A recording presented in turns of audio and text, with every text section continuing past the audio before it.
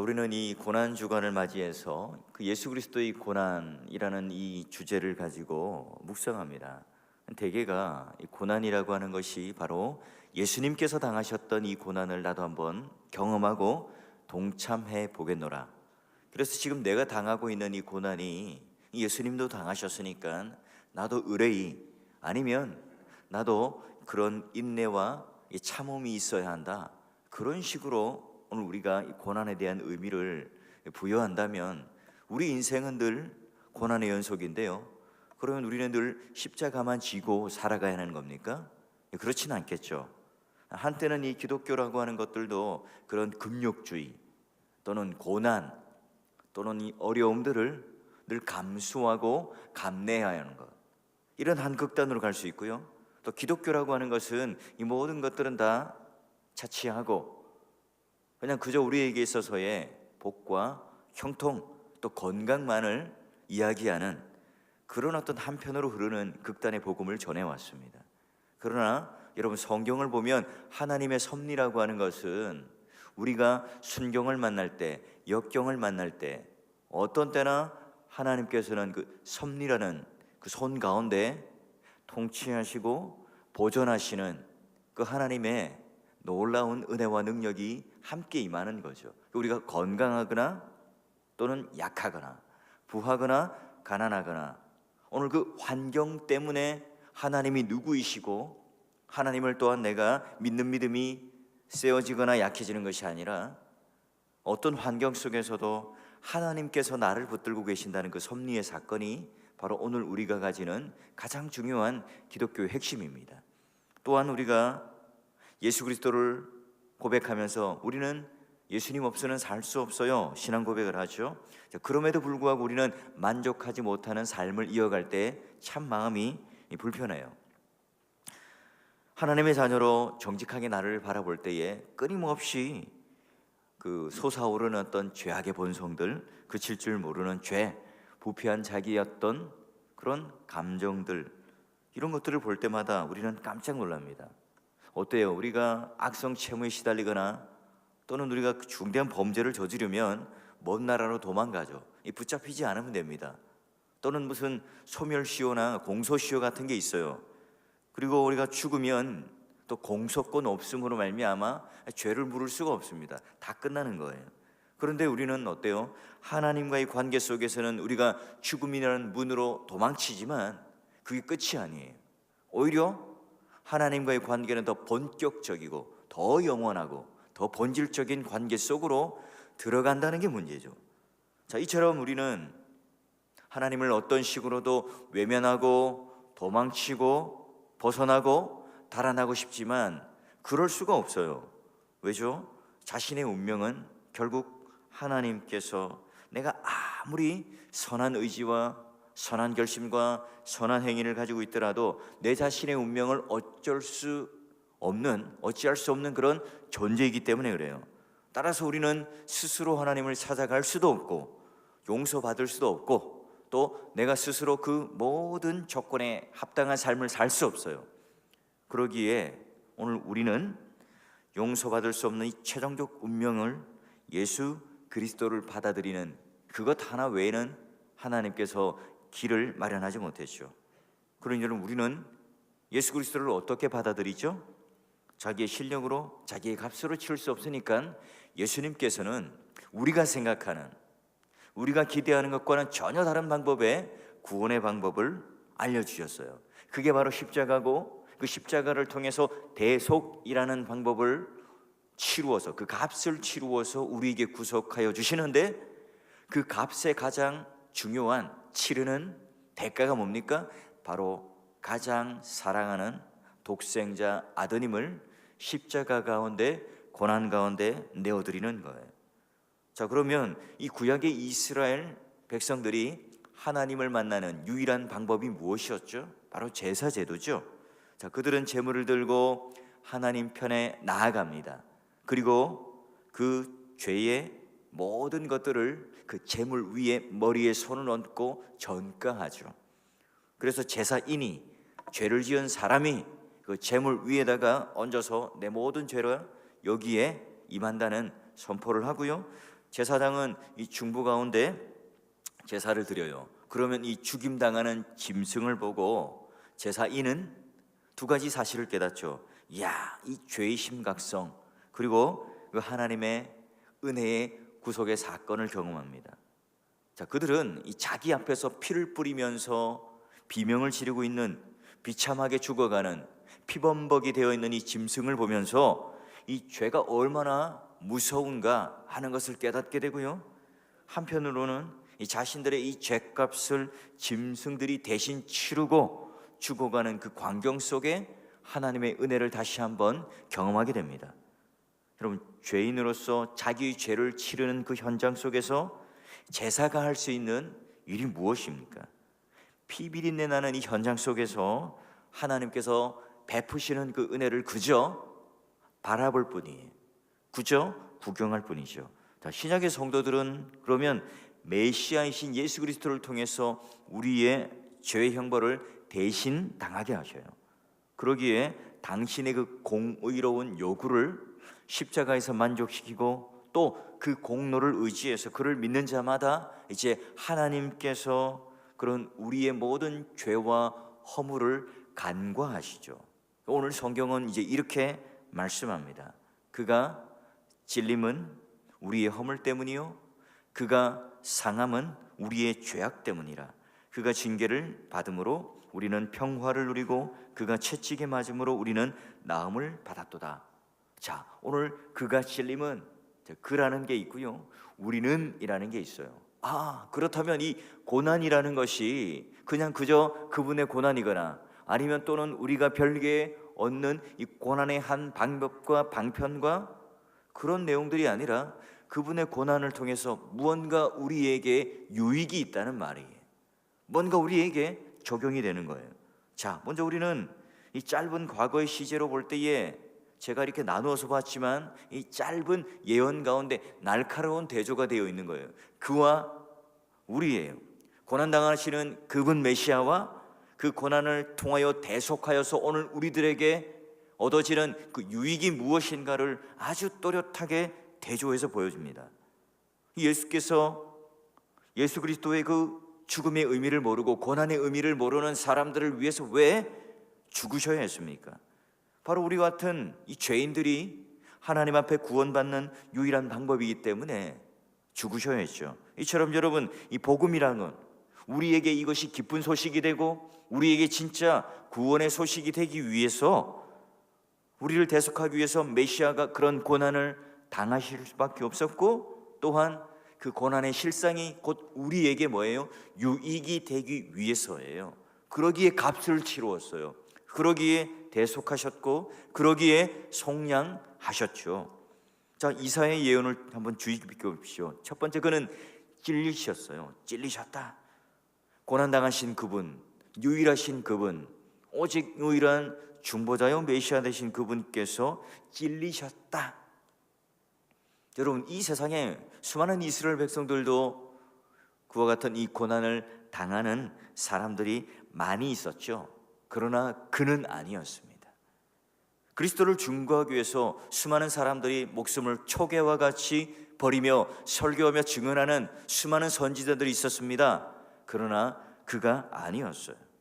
자기의 백성들을 구원하기 위해서 수많은 전쟁터에서 목숨을 걸고 싸우며 또한 죽어갔던 수많은 영웅들, 장수들이 있었지만 그는 아니었습니다.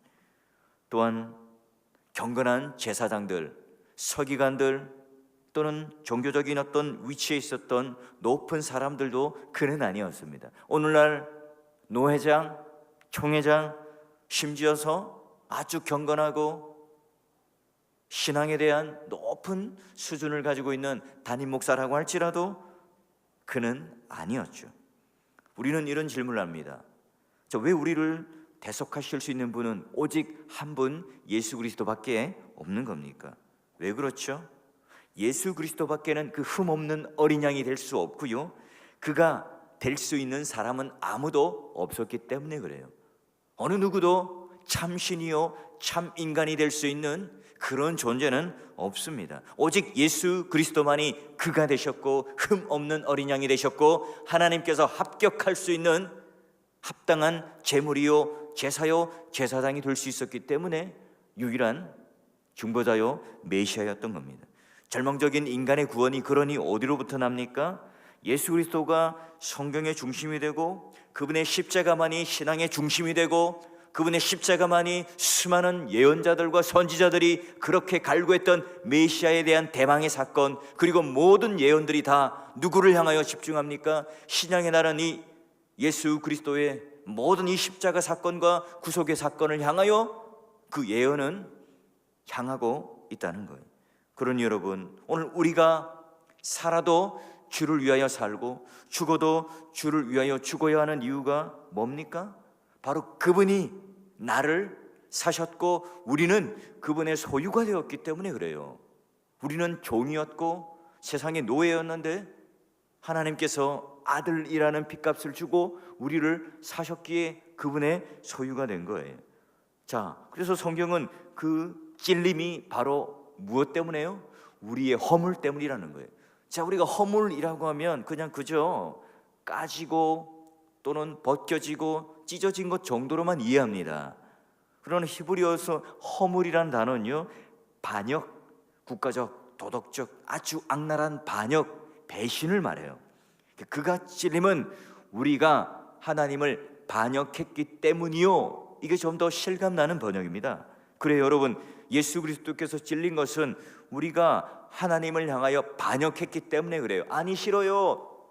이 정도가 아닙니다. 적극적으로 하나님께 반역했기 때문에. 여러분, 그렇지 않았더라면 메시아께서는 그 날카로운 창칼에 찔릴 이유가 없죠. 상할 이유가 없습니다. 지금도요, 여전히 부유하고 영광스러운 그 하늘나라, 그 하나님 곁에서 내려오실 이유가 없는, 지금도 변함없는 하늘 보좌에 영광과 존귀를 가지고 계신 분인데 왜 이 땅에 내려오셔야 합니까?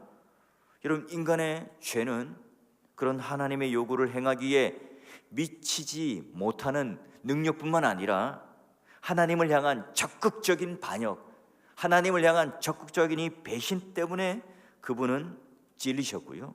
결국은 오늘 우리 인간의 범죄를 향하여 하나님의 대응은 바로 그런 심판이었죠. 예수 그리스도가 푹 하고 창이 찔리는 그 순간, 오늘 우리가 하나님을 향해서 했던 그 배신, 그 반역이 해결되는 그 놀라운 은혜의 사건이 되는 거죠.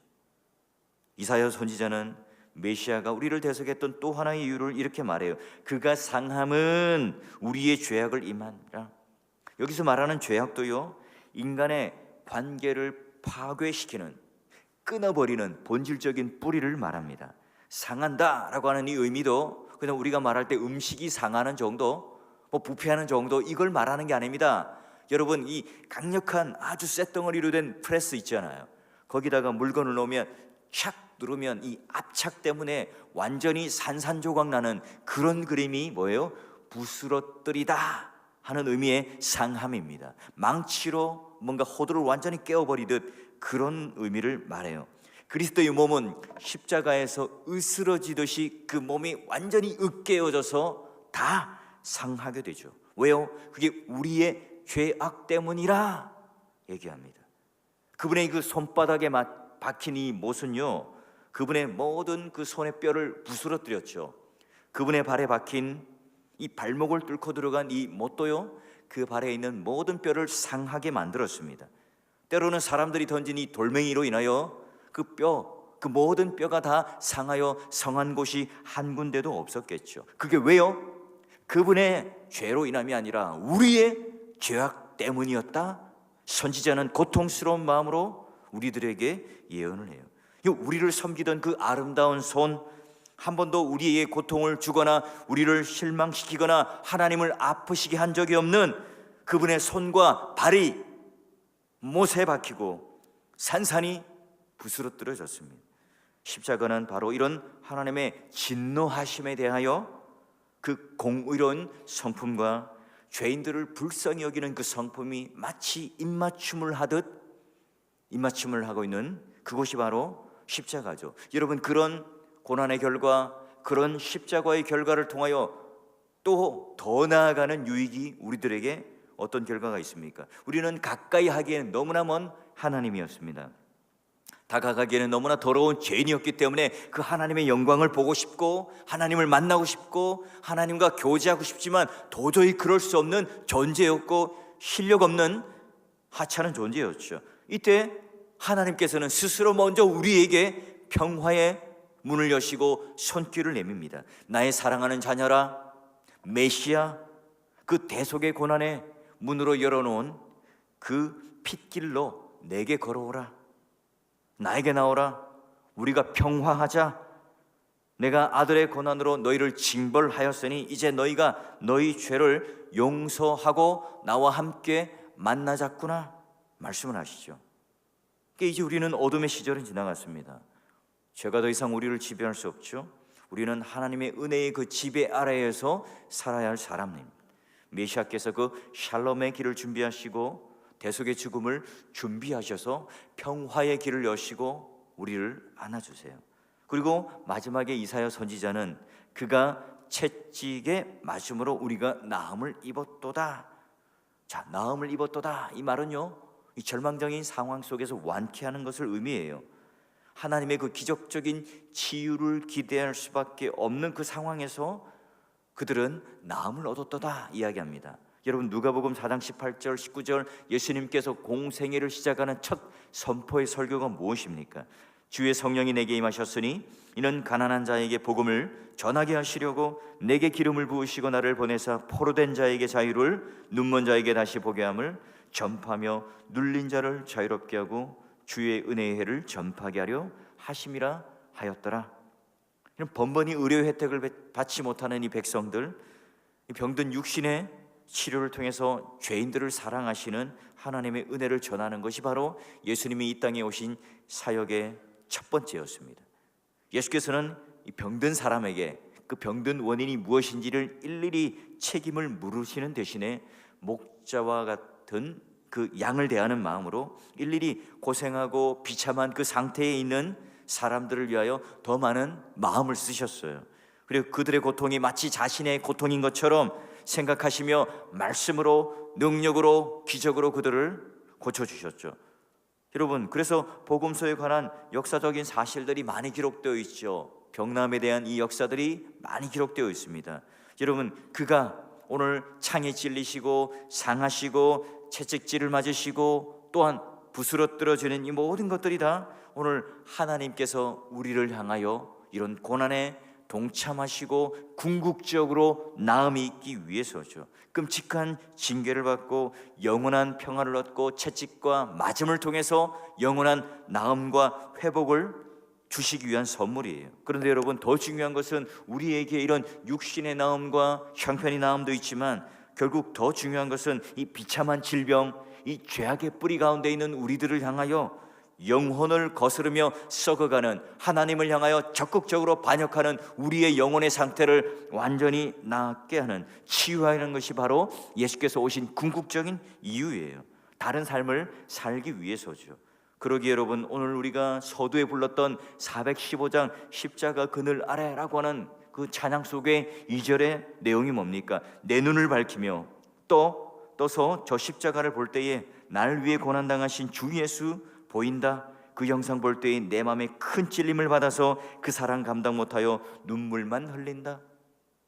여러분, 이게 우리는 그저 입술로만 부르는 찬양이죠. 지금 우리가 4일째 예수 그리스도의 메시아에 대한 고난을 보지만 오늘 우리에게 저미는 감동이 있습니까? 왜 우리는 십자가로 인해서 구원받았음에도 불구하고 그 십자가에 대한 감격이 없어지는 걸까요? 마치 살긴 살지만 그냥 자식들 때문에 헤어지지 못하고 억지로 정서적 이혼 가운데 살고 있는 우리 부부처럼 우리는 왜 이런 냉랭한 교회 생활을 하고 있는 겁니까? 왜 우리는 하나님 앞에 이런 십자가의 피비린내가 여전히 오늘 우리 코를 찌르는, 진동하는 하나님의 사랑의 향기요 구원의 향기로 느껴지지 못하는 거죠? 왜 우리는 그런 예수를 믿을 때 그 첫 감격만이 십자가를 바라보며 세상을 향하여 등진 채 우리는 살아갈 수밖에 없습니까? 여러분, 구원의 교리를 배우고 거기에 하나님 마음을 전수받아서 여러분, 신앙의 토대를 세우는 이 진리에 대하여 우리는 신앙의 구도자의 자세가 결핍되어 있지 않습니까? 그분의 고난을 통해서 우리는 어떤 유익을 누리고 어떤 구원의 은혜가 있고 어떤 공효가 있는 것에 대하여 더 많이 배우고 더 많이 깨우치기를 원하는 그 마음이 과연 우리에게는 있습니까? 그분이 우리를 향하여 고치시고 나음을 통해서 내가 이제 영혼도 육체도 하나님을 향하여 기뻐하며 우리를 고치신 그 하나님을 찬양하기에 기꺼워하는 마음이 있습니까? 교회를 오랫동안 다녔지만 목사님 그냥 그저 은혜로운 말씀으로 복된 말씀으로 그냥 우리 예수 믿으면 잘 된다는 것으로 예수 믿으면 구원받는다는 그 단편적인 지식이면 우리는 은혜를 받고 살아갑니다. 아닙니다. 절대 아닙니다. 여러분, 이 성경의 수많은 기록들 예수 그리스도를 향하여 그렇게 평면적이지 않은 입체적이고 다양한 우리의 삶 속에 있는 또 우리가 당하는 아주 그런 경험치가 작은 그런 고난도 아니로 우리가 당한 모든 고난을 다 당하신 예수 그리스도의 고난의 사건을 성경에는 빼곡하게 적어놓고 있습니다. 우리는 그것을 아는 만큼 십자가에 대한 감격과 사랑이 더 높아지겠죠. 그럼 우리가 할머니 성경을 많이 읽고 공부하고 저처럼 설교를 하는 과정 속에 있지만 저는 모르겠어요. 아직도 십자가가 무엇인지를 깊이 있게 깨닫는다는 것에 대해서 자신 있게 말할 수 없습니다. 물론 신학적인 책을 많이 읽고 여러분에게 설교하고 설명은 할 수 있겠지만 내가 진실로 하나님 앞에 단독자로 서서 떨리는 마음으로 진짜 그 십자가의 고난이 무엇인지, 정말 그 하나님께서 어떤 마음을 쏟아부으셔서 우리들에게 구원을 베풀어 주셨는지, 그게 그냥 단지 감정의 문제가 아니라 내 전인격을 사로잡는 진짜 은혜의 말씀으로 다가오는지에 대해서 모르겠어요. 여러분은 어떠신지 모르겠습니다. 고난주간 특별 새벽 기도를 통해서 하나님과 나음과 평화와 실제적으로 하나님께서 이 구원의 유익을 통해서 우리의 죄악의 뿌리를 완전히 걷어내시고 오늘 우리가 하나님 앞에 반역했던 그 모든 마음들을 돌이켜서 찾아갈 수 있는 그 은혜를 누릴 수 있다면 조금이라도 하나님께 한 발 더 나아갈 수 있는 그 십자가를 향하여 다시 한번 우리가 깨어지고 부스러뜨려지고 하나님 품에 안길 수 있다면 그게 바로 우리는 조금 더 하나님의 그 십자가 사랑에 대해서 이해하는 것이고 메시아가 고난받는 그 이유에 대해서 조금이라도 우리는 아는 것이 되겠죠. 여러분, 그런 은혜 속에 오늘 하루도 기도의 순간 속에서도 그런 메시아 하나님을 여러분 직접 만나시고 그 은혜가 찔리고 상하고 채찍받고 또한 이 고난 속에 있는 예수 그리스도 그가 오늘 우리에게는 어떤 그런 놀라운 공효가 있는지 하나님 앞에 허물과 죄악 때문이다, 그러나 내가 평화를 누리고 나음을 받는다. 오늘 그 놀라운 은혜, 여러분 내 마음 가운데 좀 위축되어 있고 육신적으로 연약한 분이 있다면 오늘 한번 그분의 십자가를 의지하며 하나님 저에게 힘주시고 내 마음에 평화를 누리게 하시고 내 모든 그 마음과 육체 가운데 나음이 있는 역사를 좀 주십시오. 기도하십시오. 뭐 어떤 그 유명한 어떤 목사님 찾아가서 그분이 안수하면 낫더라, 다 똑같아요. 여러분에겐 그런 능력을 안 주셨습니까? 여러분은 그런 성령 하나님이 내주하시는 그런 예수 그리스도를 믿는 사람들이 아닙니까? 여러분은 무슨 다른 십자가를 지녔습니까? 여러분은 무슨 다른 십자가를 지금 보고 신앙생활을 하고 있는 겁니까? 다 똑같습니다. 다 똑같다고요. 그런 능력, 그런 은혜, 그런 유익은 결국은 그가 누구이신지를 알고 우리에게는 어떤 유익을 얻는가, 여러분의 참된 믿음 속에 이런 유익과 은혜를 누리는 그런 하루가 되시고 또한 그런 주님을 만나는 귀한 시간 되기를 주의 이름으로 축원합니다.